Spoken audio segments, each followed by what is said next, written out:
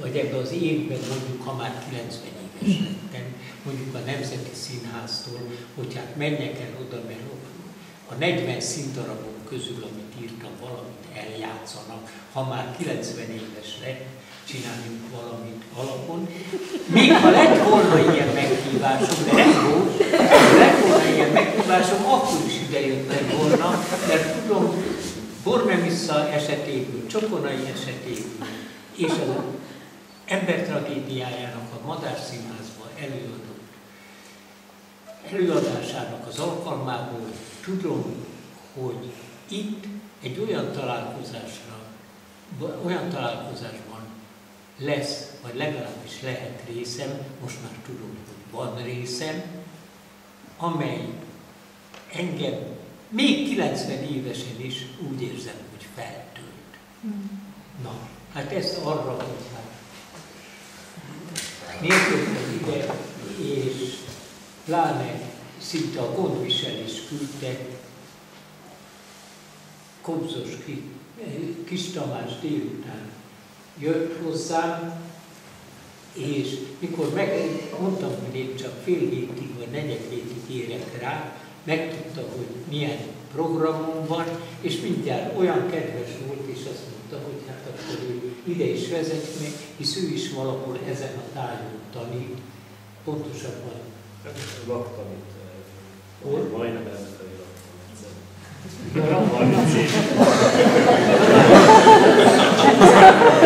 Igen.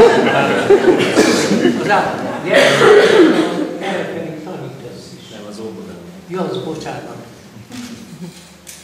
Az óvodán van. Azt hittem, hogy onnét tudod ilyen pontosan idehozni percre, mert többé azt a hogy nem kerested a Kossuth Lajos utcát, amit én különben nehezen találtam volna meg. No hát szóval a gondviselés mindent elkövetett, hogy én ide éljek. De ha már erről a drámáról van szó, én azt hiszem, hogy inkább kérdésekre felelnék, mert mint minden drámámra, ha rákérdeznek, nekem be nem áll a szájam, annyit beszélek, mert minden drámámra az életemben akarok felelni. Valóban. És ebből következik az, hogy utána minden nem áll a számban. Szóval az élet, ez a drámában is, hadd mondjam meg, és itt éreztem igazán, bár sok előadását láttam már sok ennek a monológszerű tragédiának. Mert ha tetszik, olyan, mint egy monológ, de azért én azzal az igénnyel írtam, mint egy tragédiát. Mint egy 3 vagy 5 felvonásos tragédiát. 16 szereplővel. Holott csak egy, legfeljebb 2, vagy inkább 1,5 szereplője van mondatoknak. De itt éreztem azt, hogy mondhatom róla, amit mindig érzek, és le is írtam, talán előszavakban előtűnik ez a kissé hivalkodó vallomásom róla, hogy az életemet írtam bele, a drámaírónak az életét, az írónak az életét egy olyan korba, amikor nem kerülnek színpadra. És ennek a metaforája, ennek a jelképe, vagy emblematikus képe az, hogy börtönbe van zárva, és arról a börtönről talán el is mondja, itt nagyon szépen.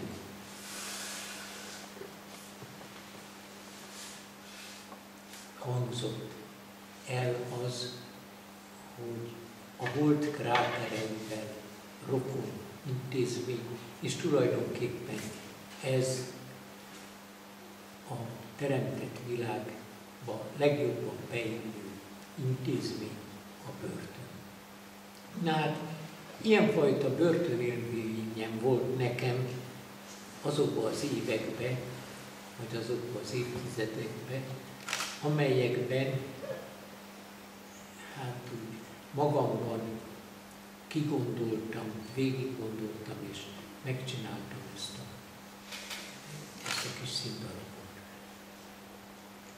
Kitörni valamit, kitörni a börtönből, és ennek a igyekezetét,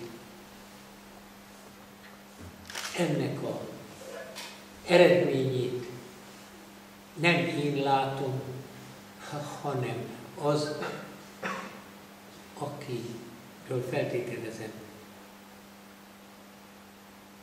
hogy lusta hozzá, hogy ezt az erőfeszítést megcsinálja.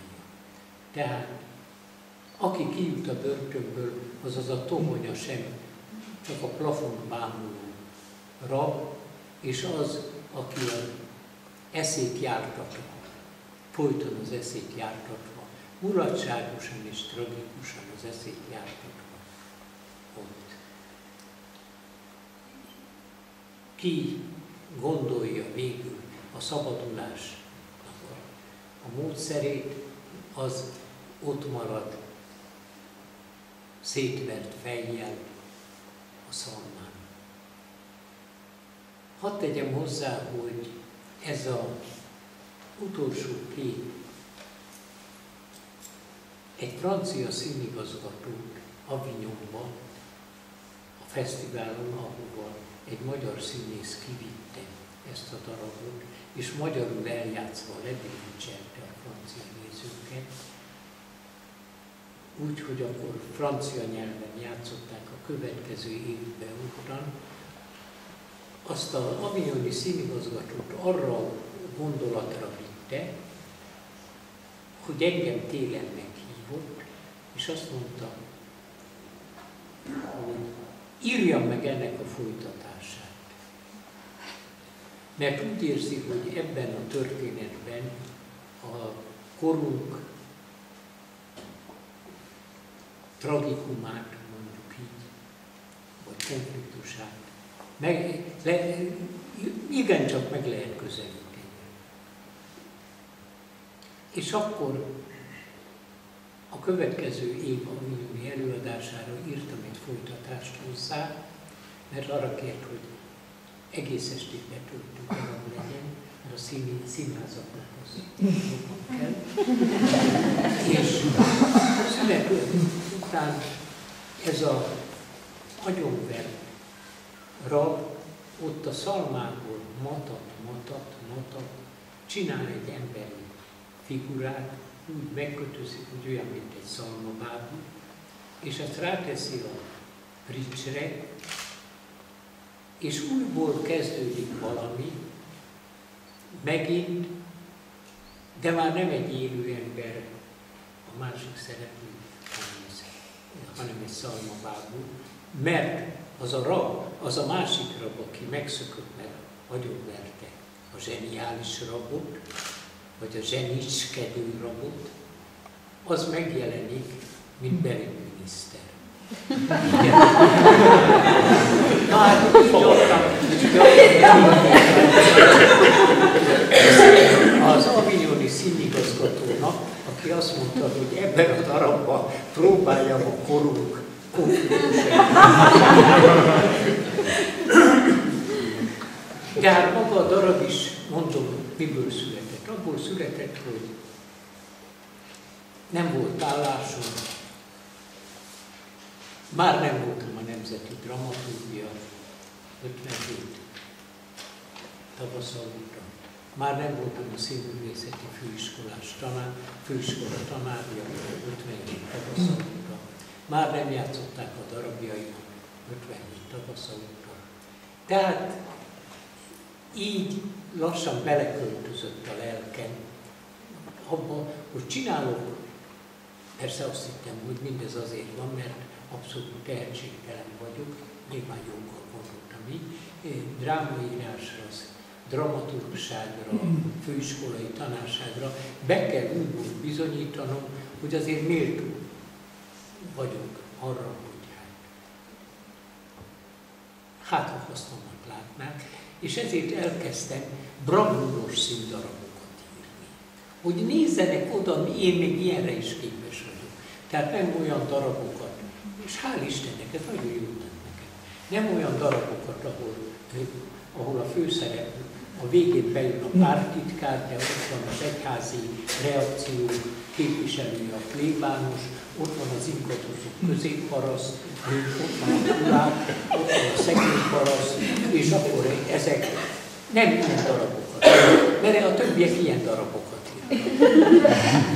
Engem a kitiltás azzal abban a kegyelmi állapotban részesített, hogy nem volt alkalmam ilyen darabokat írni, mert ki tudja, amilyen gyáva alkalmazkodó nyámnyira alak vagyok, még képes lettem volna ilyen. Tehát akkor elkezdtem oda írni, hogy írok egy kétszereplős darabot, amely 3 felvonásos lesz. Ilyet akkor csak 1-2 merész amerikai szerző lehet csinálni. Ez a Késdobálót most a Magyar Színház végre eljátszotta. Ja, akkor gondoltam, hogy ha ilyet tudok csinálni, akkor majd mégiscsak ha elismerjük, hogy helyen van a színházak környékén. De nem játszották. Kétszer is próbálták játszani, egyszer Szirtes Ádám és Bereg Kati, akkor betiltották, azután Kálmán Gyuri és Bereg Kati, egy év múlva azt is betiltották, akkor főiskolások vizsgaelőadásra, arra ott is betiltották, akkor az irodalmi színpadon ott is betiltották és elbocsátották az igazgatót. Ezek után gondoltam, hát ezzel nem sikerül bizonyítani. Írok egy olyan darabot, amelynek csak egy szereplő. Még nem volt, semmilyen amerikai és orosz, szovjet szerzős nem írt ilyen darabot. És akkor írtam a Zsenik iskoláját, tényleg azzal a hátsó gondolattal, aki azt látja, hogy egy színész tud egy tragédiát végigjátszani, azért talán volna mód, az talán megmaradhat a színházak közelében. Hát ezt is betiltották. Na most ezt Sinkovics Imrének mutattam meg, aki oda volt, és a következő hónapok alatt megtanulta az egészet. Attól kezdve haláláig, de tényleg haláláig. Ha találkoztunk, úgy behunyta a szemét, és elkezdte mondani. Tudta, mint a vízfolyás. És azért gondolják meg, Sinkovics Imre az ország egyik legnagyobb színésze. Mindenki kedvence. Minden hiába kérte, mondta, hogy szeretné egyszer, adjanak neki egy szobát, ahol 10 ember előtt megcsinálhatná. Csak arra mondja, hogyha ilyen szerzői este volt, vagy éppen 50 éves voltam, vagy 60 éves voltam, és akkor valami ünnepséget rendeztek, akkor felkérhettem arra, hogy akkor nem szabad, ha nem elfoglalt a Nemzetibe, mert folyton játszott, éppen nem elfoglalt, akkor odajön, és elmondja, előáll és elmondja a Zsenik iskoláját, mint egy magánszámot. Még egyszer Párizsba kijött a Berlioz darabommal, ők tudják mi a szerelem, mert Tornai Klárival, és ott utána a banketton az asztal mellett felállt, és akkor is a majdnem teljes szövegét, egy jó fél órányi szöveget fejből elmondott. Csak úgy mutassa, hogy ez a darab az övé. De haláláig nem volt módja eljátszani.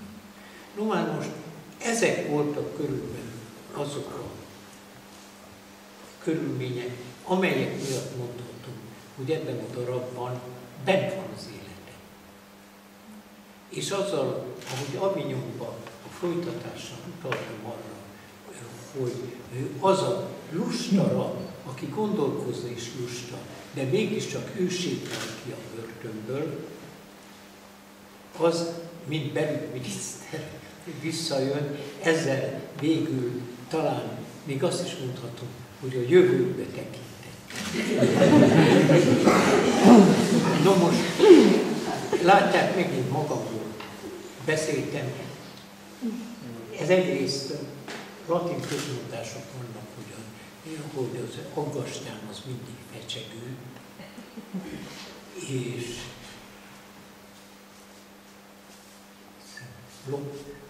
loquace. Másrészt a drámai író mindig saját magáról és a saját színdarabjairól beszél. Az embernek abban az életkorban, amiben én most átléptem, a mondjuk 10. X-be, ebben már megengedhet. Nem kell szemérmesnek. Tehát levetkőztem az álszemérmemet, és magamról recsegtem. Nagyon köszönöm, hogy eljöhettem. Ilyen környezetben a fiatalok között az ember olyasmivel biztatja magát, hogy persze addig idézi, hogy ifjú szívemben élek. Hogyha a Nemzeti Színházban, na, akkor most már nyavajuk is a vérség, a Nemzeti Színházban mondjuk megúszza úgy a 90. születésnapját egy szerzőnek, akinek azért mégis 6 vagy 7 színdarabja ment a Magyar Nemzeti Színházba, aki volt kétszer a Nemzeti Színház dramaturgia, és a dramaturgsága idejére esik az ember tragédiája felújítása is, és akinek az első műve elég fiatal, kiszámíthatják, 1941-ben jelent meg az első könyve, 22 éves voltam, és a címe annak a könyvnek Nemzeti Színjátszás, drámai magyarság. Ez volt.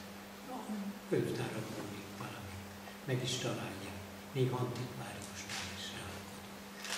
Akkor, hogyha a Nemzeti Színháznak, vagy a Madár Színháznak, ahol szintén 6 vagy 8 színdarabon ment.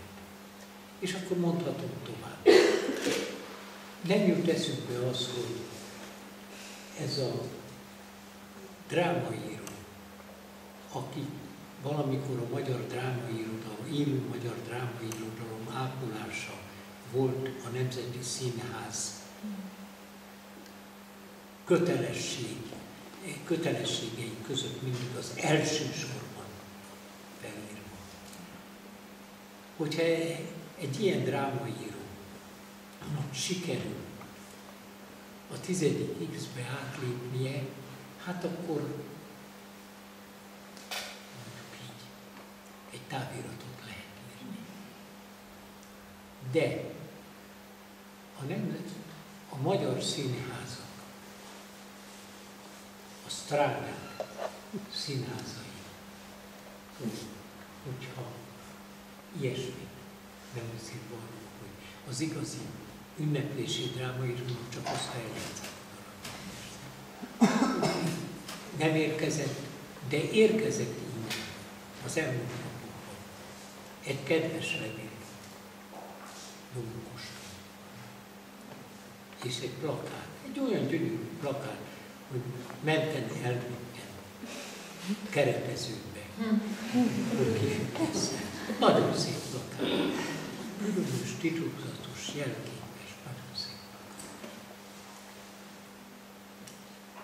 Akkor akkor hát igazán meg lehetek elégedve.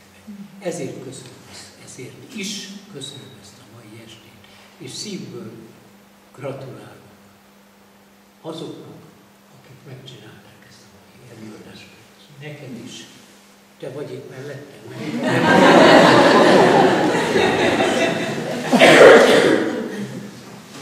Köszönöm, hogy figyelmüket. Elnézést, ha visszajöttem. De hát kérdésekről volt szó. Elég. Bocsánat, nekem lehet két kérdésem van. Az egyik abszolút a rab kapcsán. Van a darabban egy sor, amikor a rab 1-es szídja a rab 2-est, hogy te salak, te selej, te selek. Ez egy slang, vagy ez, mert ez kikopott a magyar nyelvből, ezt most, ezeket nem ismerem. Nem volt minek kikopnia, de belejöhetett volna.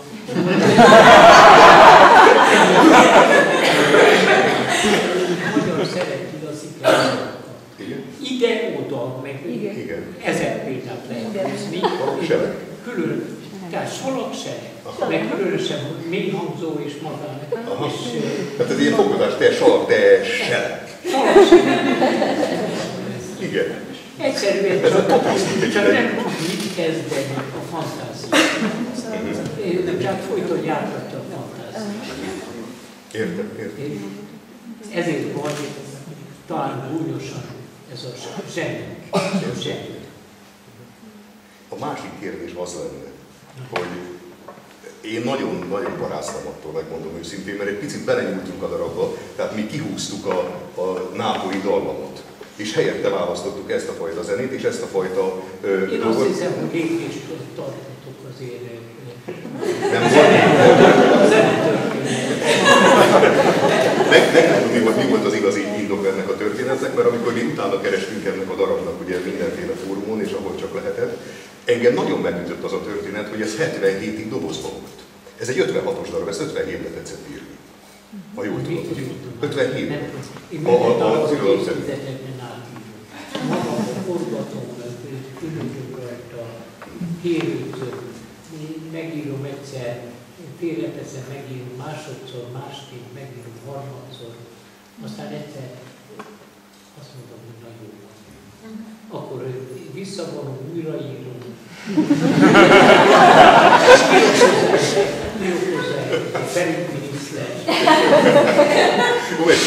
Amikor készítettük, hát itt a Dominak a mamája, Erzsé, akivel itt nagyon benne voltunk ebben az egészben, hogy azért voltak itt viták, de én valahol kötöttem az ebet a karóhoz, valahol, mert az egész darab kulcsában én csak az 56-os történetet tudtam megtalálni. Tehát mi az 56-os? Az 56-os történet ebben a darabban az én látásmódom szerint, hogy a rab 1-es az ön. Az a fajta vita hatalommal, a rab 1-es, aki folyamatosan ezt az Emile Curie által ugye monomániás történetet végigjátsza, az tulajdonképpen maga az író, aki a hatalommal vitatkozik, és megpróbál a hatalommal valamiféle módon bánni egy ilyen lehetetlen szörnyű helyzetbe, egy kitalált börtönbe. És én úgy gondoltam, hogy ha mai nyelven próbálom ezt megfogalmazni, valahogy közelhozni, akkor ez az a fajta irdatlan, borzasztó zenei kíséret az, ami ezt valahogy alátámasztja, vagy indokolja. Ez a zene egyébként az egy mostani svéd komoly zenei társaságnak a zenéje, akik kitalálták, hogy komoly zenei hangszeren így is lehet játszani, és ez egy tehát nekem rettentően visszaköszönt benne ez az 56-os nyomott borzadája történet. Hát azt hiszem, hogy jó nyomon voltunk? Most már. A legtöbb olyan dráma, amelyet szeretnek, kezdve a görög klasszikus tragédiákról, és Shakespeare-en keresztül, stb. Sarkodi, Oszlopos, Schiller. Na, a dráma történet folyamán mind alkalmas arra, hogy különféle, sokszor egymással ellentétes szemszögből legyenek megközelítve. Tehát én elfogadom mindazokat a rendező következő elképzeléseket, látásokat, víziókat, amelyekkel akár egy Shakespeare darabot, akár egy Sophocles művet megközelítenek, más a kor diktálta, vagy pedig saját egyéni véleményünkből való koncepció. Tehát az, hogy én be vagyok zárva, mondjuk így, bocsássanak meg ezért a szóért, én csináltam, de a selek mellett ezt is ajánlom, hogy vegyük be a magyar nyelv legközelebbi szótárát. Kiszínházbólításom állapotában. Van kiakolbólítás, hát én úgy éreztem magamat, hogy kiszínházbólítottam. Hogy a kiszínházbólításom állapotában való lelkemet mutogatom életemben, hogy próbál kitalálni valamit, például egy zsenetiskoláját, hogy hátra ezeket tudok örülni. De az a megközelítés, amelyet felvezettem, tehát, hogy én dialogizálok mondjuk Geri Ernővel, abszolút benne van.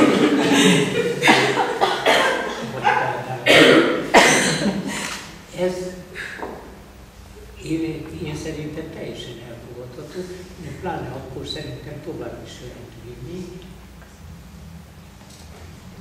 Az, hogy a végén a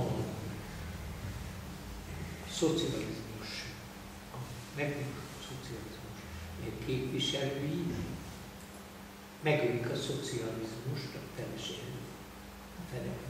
megölik az eszményt, akik szerettek, a saját feleségüket. És azután akkor úgy élnek, mint hű özvegyek.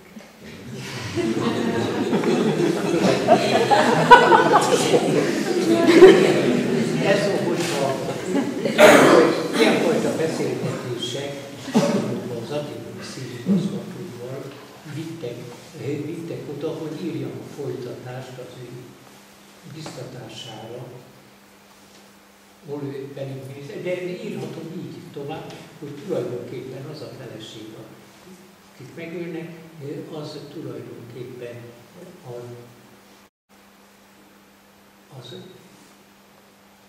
a kommunista eszmének, a szolidaritásnak, stb. A halála után lesz. Na, szóval sokféle megközelítés lehetséges. További kérdés? Ha valaki van, nyugodtan.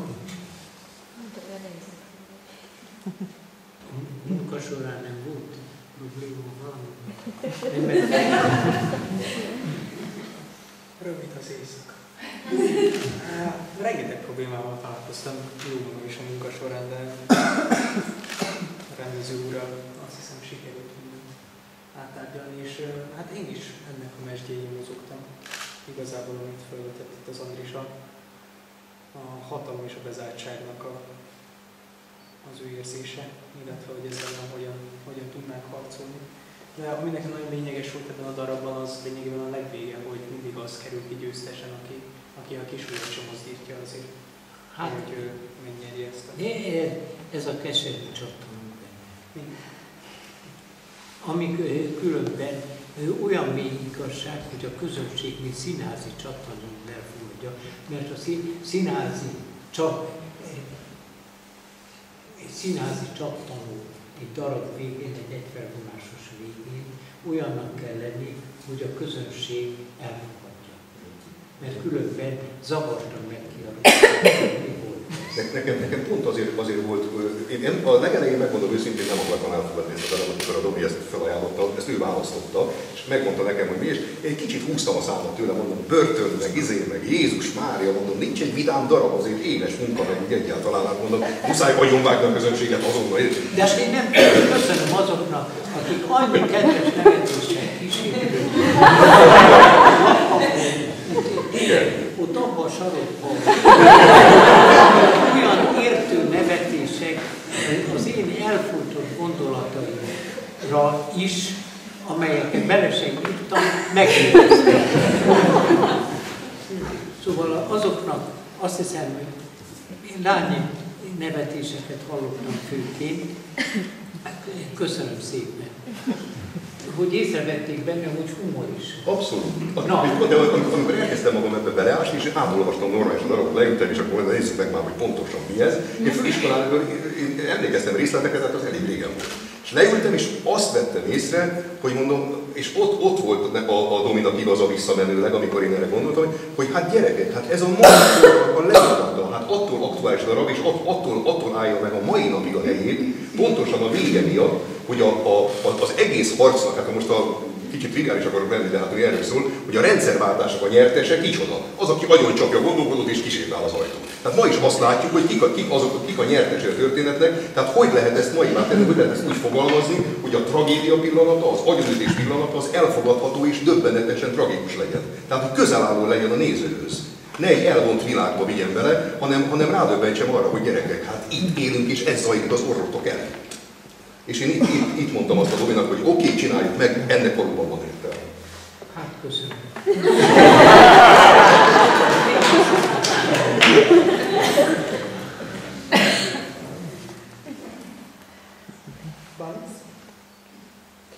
Hát én tőled kérdeznék valamit, ugyanis tegnap este volt egy előadás, amit a Domi tartott, és ez a realista színjátszásról szól. És akkor utaltál többször erre a darabra a felkészülésre. És hát ezért itt egyértelmű volt ez a tétel, ugye, amit megszáfoltunk, vagy megszáfoltál az előadásodon, hogy nem lehet minden érzelmi memóriából felidézni. Gyakorlatilag ezeket a dolgokat nem nagyon élhetted át konkrétan. Azt, hogy börtönben rabként senyved. Erről beszélt nekünk a Domi, hogy egy színésznek valami másból is kell tudnia dolgozni, nem csak a saját emlékeiből, az megélményeiből. Valami másból persze. Viszont minden emberben nem csak az van benne. Ez komolyan ontológia, filozófiák az egészen légtan, és ez ontológia tapasztalatként egy akastáron fogadják el. És ez pedig az, minden emberben ott van az egyetemesség. Tehát ott van minden. Csak tudatosan vagy, ahogy mondják Freudot, tudattalanul, vagy a kollektív tudattalanul. De elő lehet, és a csillagok szerencsés állása esetén, egy jó pillanatban, esetleg a véletlen segítségével, bármi elindulhat. A legszegényebb embertől elindulhat a szadista gyilkos elindulhat az ártatlanság. Ez csak szélsőség. De ezen a skálán bármi más is. Sőt, egyszerre megjelenik. Amikor egy latin költő az ódiet álmok kifejezése, a szeretni és gyűlölni igét összekapcsolta, hogy az együtt jár. Nagyon megközelítette szerintem a létezésünk valóságát. Mindegyikünk potenciálisan, mindnyájan itt külön-külön potenciálisan egyetemesek vagyunk. Hiszek ebben. Tehát igaza van akkor Szabad Dominak abban, hogy nem csak az övé, ami már egyszer átül, és akkor azt használhatja a színész, hanem használhatja azt, ami nélkül átmegy, és ő soha. Vagy használhatja azt, ami Szent Ferenc átmegy, és ő soha. És olyan Szent Ferenc lehet, a színpadon olyan hiteles, anyagból dolgozó Szent Ferenc, mint amilyen hiteles anyagból dolgozó szadista író is. Szentnek. Mert megvan neki. Mindnyáján is, mindnyáján mindnyáján egy-egy nagyon, nagyon gazdag génbank vagyunk.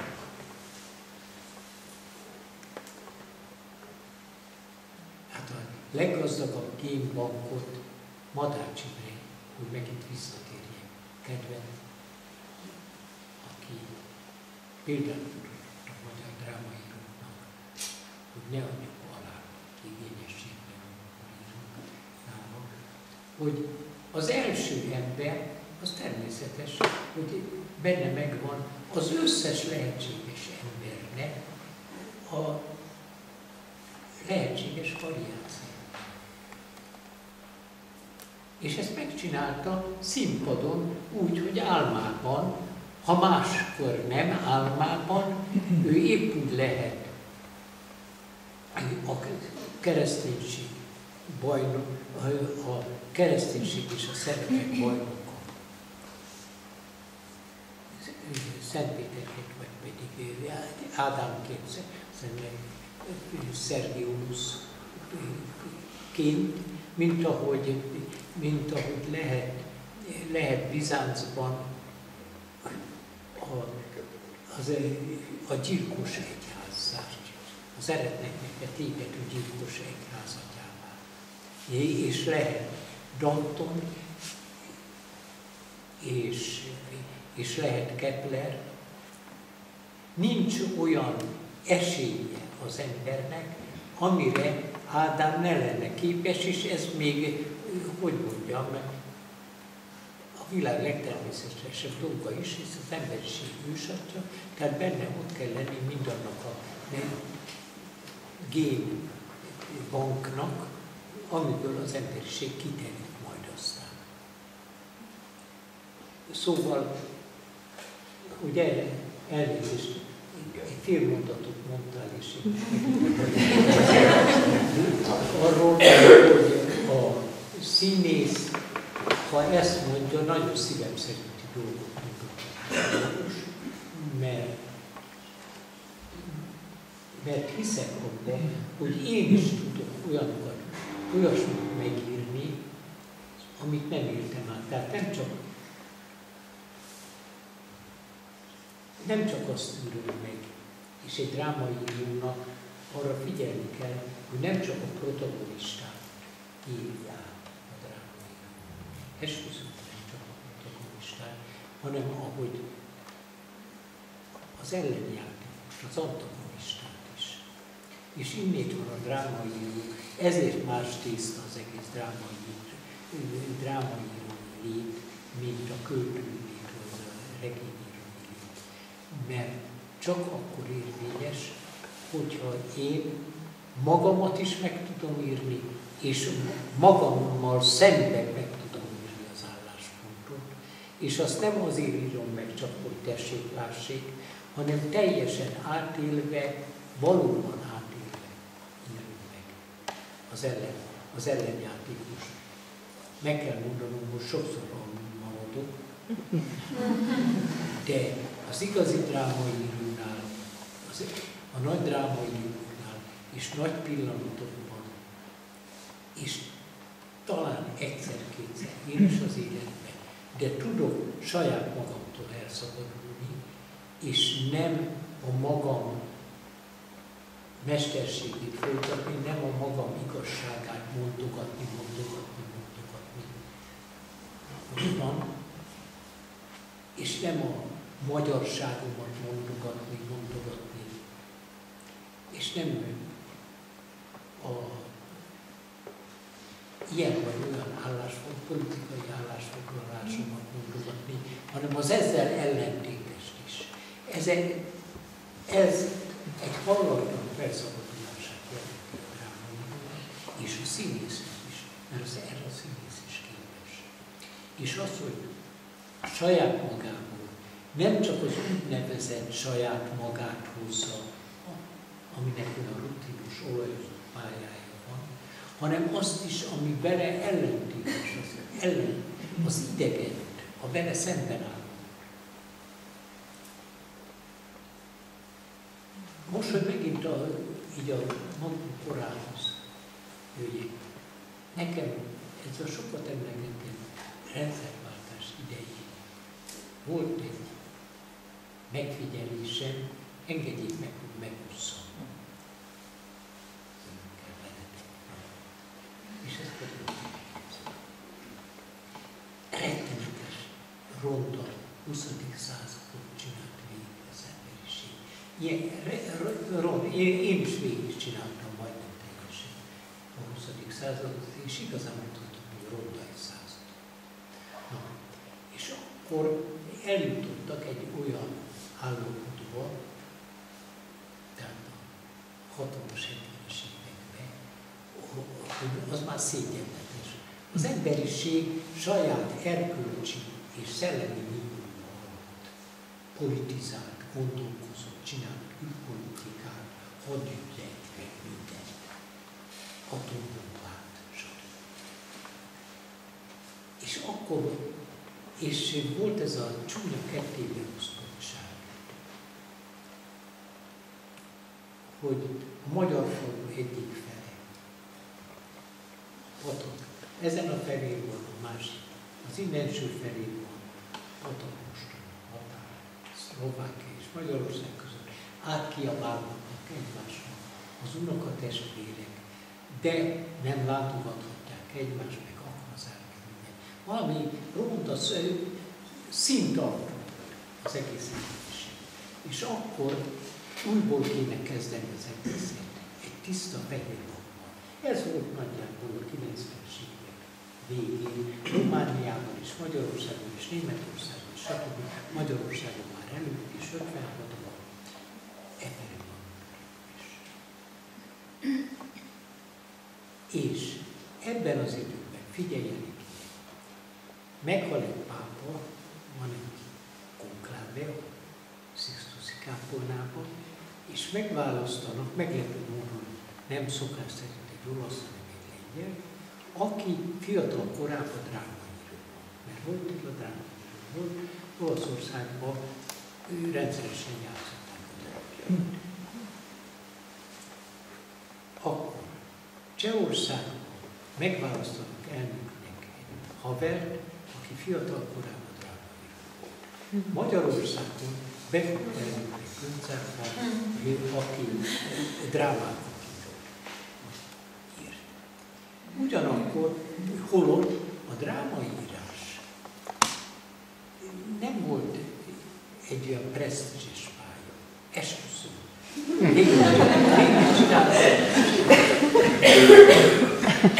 Zsomboraiból mondhatom, az is bolond, aki drámaíró lesz. Ezt a következő generációnak jó tanácsként.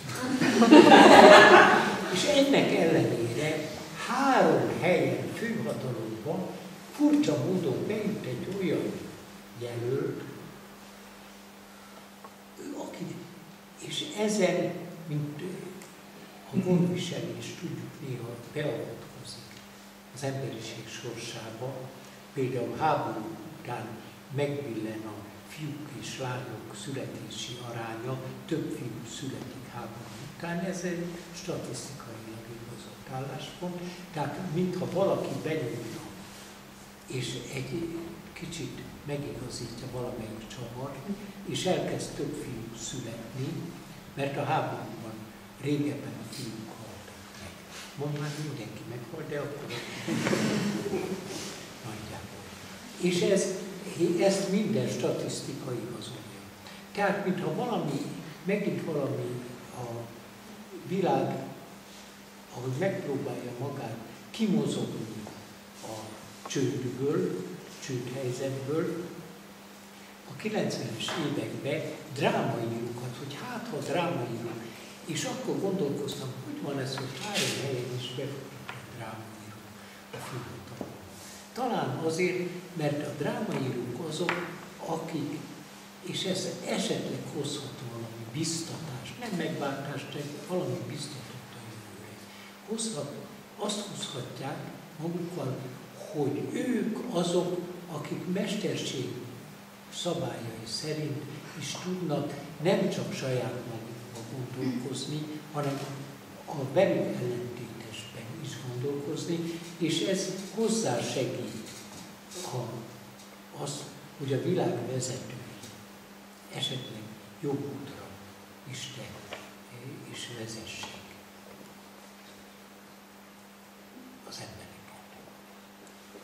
Szóval ebben látom. Hol is kezdtük el? Az egyetemesség. Az egyetemesség. És hogy ezt az egyetemességet, ezt valami elfogultság nélkül. Nézzék, tudják, hogy megint a veszőparipámhoz térjek vissza a Madácshoz. Tudják, hogy milyen nagy dolog az. Ma, amikor annyit beszélek másságról, meg ilyen, akkor még talán külön súlya is lehet annak, amit most szeretnék mondani. Milyen nagy dolog az, hogy az ember tragédiájára, amelyet ír egy nógrádi nemes úr, aki igaz magyar hazafi volt, a világos után börtönt viselt, lezárták. Ez a börtönben elkezdi koncepciálni ezt a nagy világdrámáját. És ebben a nagy világdrámában egy levert magyar szabadságharc után, világos után, és egy hazafi tolma alatt az a szó, hogy magyar, nem íródott le az ember tragédiájának 14 vagy 15 színjében. Ott nincs egyetlen egy utalása a magyarságban benne. Az is nagyon szép. A nagy hunyad nem méltó még körébe jön világra. Mi lesz első őséből a keresztnek? Ha a nép nem méltó, akkor a zseni mit akar. És erre mondja. De ezen kívül semmi. A drámaírónak ez a felülemelkedettsége. Senki sem vonta kétségbe a 19. században Madács első olvasói, Arany Jánostól kezdve. Senki nem mondta azt, hogy hát micsoda magyar az, akinek nem jut eszébe Széchenyi vagy Petőfi. És ő nem állhatja oda a londoni színűben, vagy oda a Falszerre, vagy hol. Nem érzi fontosnak, hogy a magyarságáról vajon, hogy ennek a Habsburgok által megalázott népnek valamiféle öntudatot adjon egy ilyen nagy műben, amely felüleli az egész világtörténelmet, és nincs leírva az a szó, hogy magyar.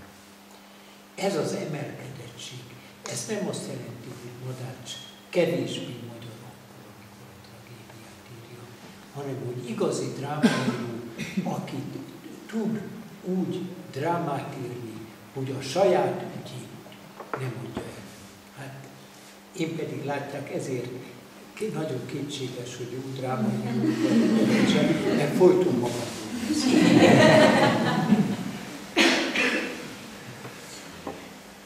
Hogy egyetértesz ezzel? Szabadak, hangosan. Igen. A Domokostól akarom kérdezni, hogy egyetérte ezzel az elgondolással, hogy megvan minden benne. Egyetértek. Mert akkor jön a következő, hogy nem az érzelmi emlékezet, mert ugye nem élhet át mindenki állandóan, ráadásul nem úgy, hogy akkor a hatalommal harcol, és nem harcol, egyébként csak 56 stb. Még ez sincs benne, akkor mi? És mindahhoz képest, amiről tegnap beszéltél, akkor mi volt ez a folyamat? Tehát, hogy ez sok-sok napon, heteken keresztül játszódott, és erről mesél egy kicsit, hogy ez milyen élmény volt, mit mozgattak, mihez kellett nyúlnod, hogyan változott, mibe kaptál bele, dobtad el. Jó, hát igyekszem ezt a folyamatot elmondani, elmesélni. Hát amikor hozzáláttunk ez a darabhoz, fogásom se volt rajta. Egyszerűen nagyon-nagyon messziről indultunk neki.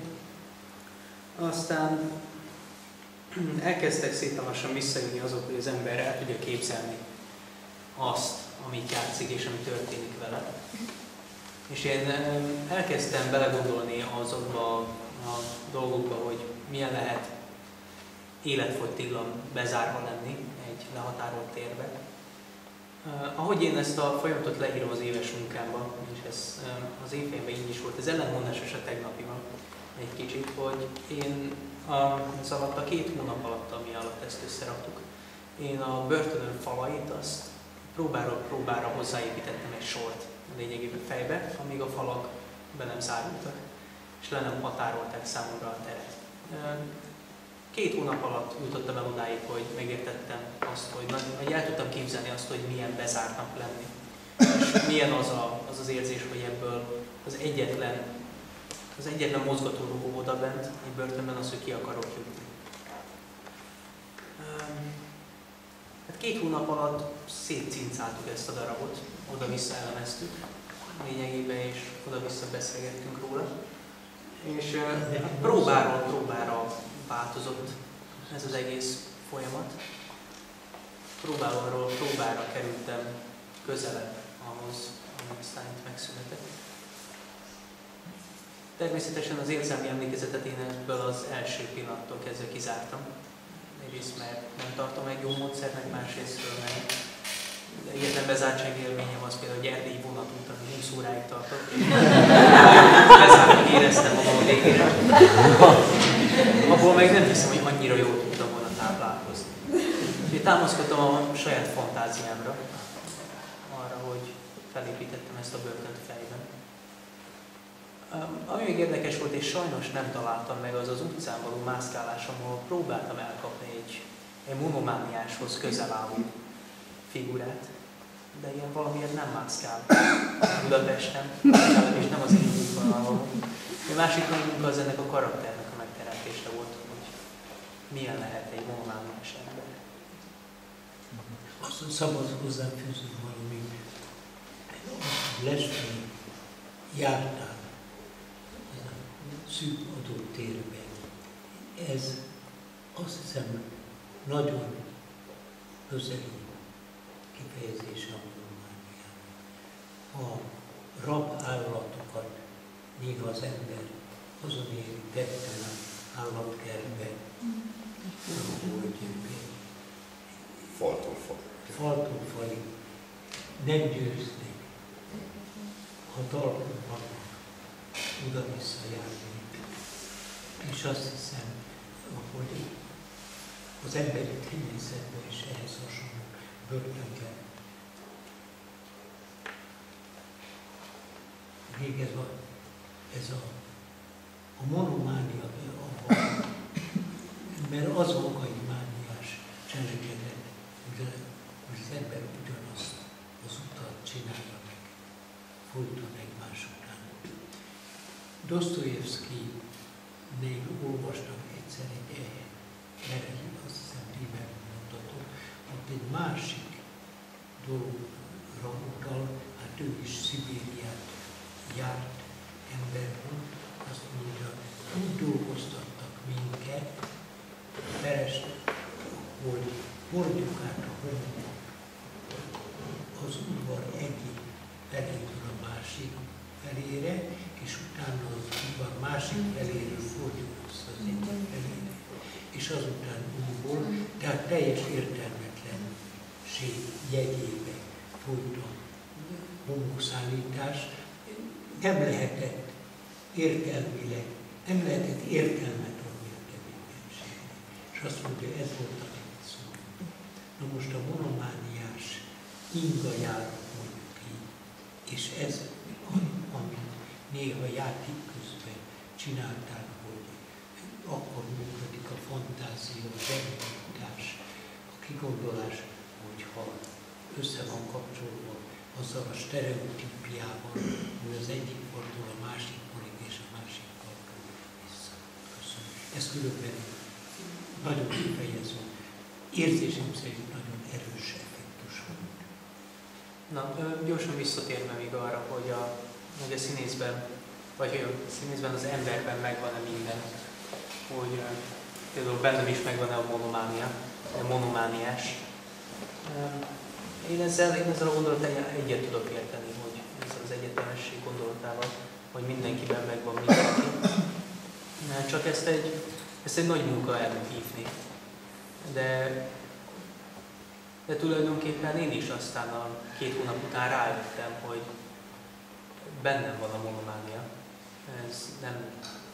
Ez csak egész egyszerűen ki kellett ráncigálni magamból lényegében, ami egy hosszú folyamatnak a munkája volt. És mi volt az a folyamat? Szóval, hogy itt nyilván egy kapcsolatot kellett teremtened azzal, hogy monománia. Persze én is gondolom, hogy monománia biztos van, de hogy pont ez az izgalmas, hogy a fantáziádon keresztül, vagy elképzelted, vagy a mozgásodon, vagy Bevallom, hogy először a mozgás volt meg, a monomániának ez a faltól falig járása. Ugye az állatkertben teszik az állatok sokszor. És aztán ehhez a mozgáshoz kapcsolódott hozzá minden belső adottság, ami abból adódik, hogy faltól falig ütközünk. Hogy egyszer csak ott van egy fal, és ott is van egy fal, és a kettő között van 7,5 méter körülbelül, amiben tényleg bele lehet őrülni egyébként, és ez magától megteremti a monomániát. Csak járkálni kell benne sokáig. Én igazából erre jöttem rá 2 hónap alatt. És akkor hogyan voltak, mert ez olyan unalmas lett volna itt egy órán keresztül ugyanezt elég most nézni. Hogy mégis találtál benne más ritmust. Igen, hát a darab azért zseniális, mert ez a monomániája, ez az ütemessége az első betűtől az utolsóig megvan. Ennek végig ott kell lennie valahol, ez nem tudom mennyire sikerült ezt megteremteni a színpadon most. De vannak benne megállások, szünetek, ilyen például a nőnek a nézegetés. Az például az egy leülés tűnik, és lényegében egy leülés is ennek a szempontjából, de a monománia mindvégig ott van. Én nagyon szeretem a darabban ezeket a váltásokat, a hihetetlen váltásokat, ahol először eljátszik, hogy vajon ki bújik be a börtönőrnek a feleségének az ágyába, a fogház elkészül a gondnok úr vagy a hóhér. Ezen nagyon jó szórakozik, de aztán egy pillanat alatt visszakattan a monomániába, és elkezdi mondani, hogy semmi részvét. És ez a darab ezekből áll. Tehát ahogy mi fölépítettük és le tudtuk volna rajzolni egy skálába, ez egy egyenes vonal volt lényegében, ahol dolgozik a monománia, és ezek ilyen kiugrások benne, folyamatosan. De a monománia alá, vagy a frusztráltság alá soha nem eshetett a darab. Ez nagyon-nagyon nehéz volt kidolgozni, hogy ne menjek a tempó. A darab tempójának a megtalálása az a zenével együtt lett meg. Lényegében a zenének a tempója volt a darabnak a tempója is. Legalábbis ez volt a terv. Az, hogy ez mennyire sikerült, azt én már nem tudom. Sikerült. Sikerült szerintem. És még az, hogy szerinted változott a karaktered az elejétől, az első pillanattól, és aztán az utolsó pillanat? Maga a karakter, vagy én magam? Maga a karakter. A karakter először is. Természetesen. Hogyan? Legelőször fogalmam sem volt, milyen ez a rab. Tényleg nem tudtam. Elmondtam a szöveget rosszul, de azért ügyes voltam. Hát aztán jött egy eléggé kemény és idegölő munkafolyamat a nappalinkban, ahol hát meddig 1,5 hónapig betöltük egymás idegrendszerét. Igen, nagyjából legelőször a darabnak a pontjait kerestük meg. Járáspróbákat tartottunk lényegében, megtaláltuk azokat a lényeges pontokat, hogy mikor, hova, hogyan és miért megy. Ezeket találtuk meg, itt meg a karakter lényegében ki volt zárva darabból a próbák során. Aztán jött az, hogy tudjak beszélni, mert rettenetesen tudok beszélni egyébként, hogyha kiállok egy színpadra. Ez szerintem még most is sikerült, én most is felfedeztem magamban nagyon érdekes dolgokat. És mindezeknek a megteremtése után, tehát a külsőségek után tudtam elkezdeni a karakterrel magával foglalkozni. Igyekeztem ilyen nagyon kicsi dolgokat találni, hogy egy monomániásnak a gesztusai, vagy egy adott gesztus, meg hát nagyon sokat támasztottam az Andrisnak az előjátékaira, ami megteremtette a karaktert, a kattogásnak a mozdulatait, a fel alá járkálás közben lévő mozdulatokat, illetve amikor leül egy kicsit és elgondolkozik, vagy elfilozófál. Ezek szépen lassan építették a karaktert, és én váltig állítom, hogy a karakter nincs kész, sőt, egyáltalán nincsen kész ez a karakter. Minden egyes próbán máshogy játszottam őket, amikor ide áthoztuk az iskolába ezeket. Én magam is felfedeztem, hogy nem volt két ugyanolyan pillanat ebben az 50 percben. De volt. Ne szólják közben, én nem úgy éreztem. Nem tudom. A karakter nincs kész. Én úgy érzem, hogy ezen még bőven valamit változtatni is kell. Mondhatok egy javaslatot, igen? Egy szót, eretnek szó, amit most mondok. Minél jobban elmélyedek a drámaírás problémáiba, elméletileg és gyakorlatilag írva drámát, hogy egyre inkább azt érzem, hogy nincs karakter. De ne is keresd!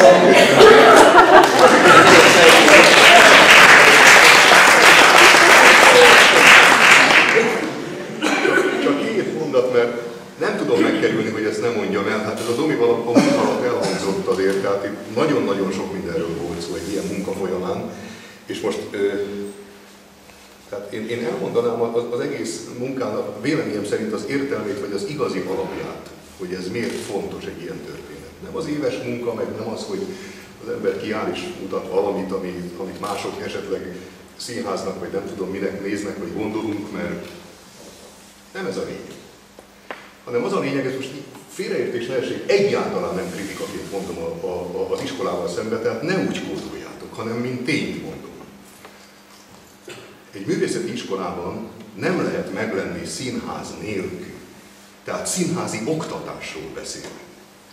Pszichológia, beszédtechnika, meg úgy egyáltalán, ami ehhez kapcsolódik. Az egész munkának egyetlen lényege volt az én szemszögemből. Az izgatott igazából. Nem az a, nem, tehát ha már rendező, nem vagyok rendező, én is egy ilyen, azt szoktam mondani, szakmunkás vagyok azt. Én segítettem a Dominak, megpróbáltam rávezetni arra a pszichológiára, hogy ez az ember, ez a nem karakter, ez a figura mit gondolhat, mi lehet a fejében. Nincs egy olyan mozdulat, ami véletlenül történik. Mindennek oka van. Miért megy oda? Miért emeli fel? Miért így beszél? Mi van az agyában? Mondtam a Dominak, abban a pillanatban, hogy leáll az agyad, eltörik az előadás, mint a Robi, és megállsz, és vége van. És onnan még egyszer föltornászni, nem, nagyon nehéz. Ez egy rohadt nehéz munka.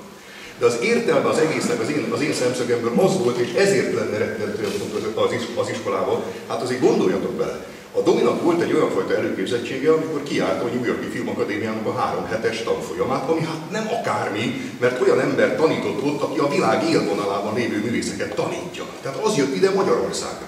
Ez kevés embernek adatik meg. Volt egy belekóstolás ebben a történetben. De szakmai előélete, ha úgy tetszik, tehát hogy a színpadon hogy kell megmozdulni, hogy kell egyáltalán valamit eljátszani, a nullával volt egyenlő. De az volt a lényeg benne, hogy egy pasi, tehát lesz ma, egy gyerek, előttem volt egy gyerek. Az egész előadás, az egész próbafolyamat egy jellemfejlődésnek a története. És ezért mondom a drámaoktatást. Csinálunk valakiből valamit. Ez az értelme az egésznek, hogy egy másik ember a darab végén, eljutottunk 1,5 hónap alatt idáig, Ezt úgy rögke, ha ezt nyugodtan próbálom úgynevezett iskolai keretek között, ez 2,5 év meló, amit itt át kellett vergődni 1,5 hónap alatt. Hát csak úgy mondom zárójelbe, de szerintem ezt a tanár úr pontosan tudja, hogy a főiskola első évében helyzetgyakorlatokat csinálnak. A második évében már belekóstolnak egy-egy monológba, a harmadik évében csinálnak darab részleteket, a negyedik évben csinálnak egy darabot. Itt az volt a feladat 1,5 hónap alatt, hogy 50 percig szórakoztass el a közönséget, nem is akárhogyan. Tehát itt egy jellemfejlődésről van szó a gyerekek szemszögéből, tehát egy gyerekből kellett csinálnom egy pasit, akinek döntése van, gondolatai vannak, és megpróbál valamit végrehajtani úgy, hogy az 50 ember arra gondoljon, amire ő, vagy éppen a Óvai Miklós, amikor ezt írta. Mert a kettő nem nagyon választható egymástól, és ez volt az igazi feladat. És bocsánat, én most kívülállóként azt mondom, hogy ez a pasi megcsinál.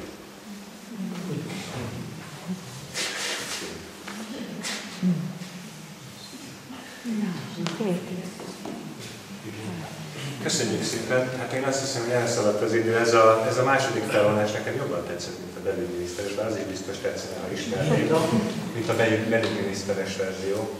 Bizonyára tetszene, hogy ismernék. Szóló lesz. Igen? Csak utána szünet, és akkor folytatódik a darab. Folytatása. Világos. Ott van a Ki nem szabadult rab szalmában. A szalmából csinálták vágó, azból beszél, készülés közben, épp úgy, mint az él, mert hiányzik neki az élő, aki akármilyen. Na mindegy. És végül megjelenik, mint a börtönök igazgatója, vagy belügyminiszter, megjelenik az a kiszabadult gyilkos, vagy majdnem gyilkos, aki leütötte a zseniális Szóval ehhez kapcsolódva valami olyasmivel zárnám ezt, hogy ugye abból indultunk ki, hogy itt a zseni... Egy szó nem változott az első. Értem. Csak egy másodás. Szóval ugye a zsenit fejbevágják, és az szabadul ki, aki lusta vissza, és csak a plafont nézik. És azt mondta nekünk Óvai Miklós, hogy ez a saját élete, vagy ez a tapasztalat ugyanaz a hogyan elhallgat. Nem a közönség tapasztalata, mert elfogadott a színházi csattanó. De én mégis azt mondanám, hogy a csattanó, ez most ma este egy másik fajta csattanó volt, mert hogy mégiscsak azt élhettük át, így 2008-ban, hogy ez a darab előadódott, és ha úgy tetszik, akkor akit megszabadult, vagy itt megjelenhetett nekünk, az a zseni volt. Köszönjük szépen! Hát én köszönöm. Sok nem.